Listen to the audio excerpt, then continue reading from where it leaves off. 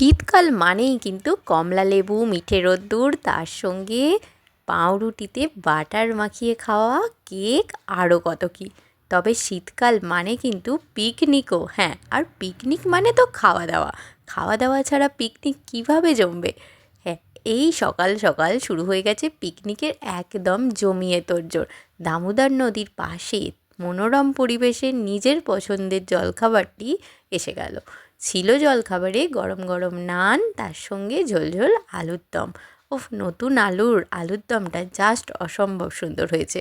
তারপর চলে এলো মোয়া, যাকে ছাড়া শীতকাল জমেই না। এই মিঠে রোদ্দুরে দাঁড়িয়ে এত সুন্দর পরিবেশের মধ্যে আমরা খাচ্ছি এখন মোয়া। মোয়ার স্বাদটা বেশ অন্যরকম। হ্যাঁ, আমরা ছোটো থেকে মোয়া খেয়েছি, তবে এই স্বাদটা ছিল একটু অন্যরকম। তারপর চলে এলো এখানে চিকেন পকোড়া, তার সঙ্গে ছিল কফি। ও, চিকেন পকোড়াটা দারুণ হয়েছিল। কার কার প্রিয় চিকেন পকোড়া? আমার তো ভীষণ ভালো লাগে।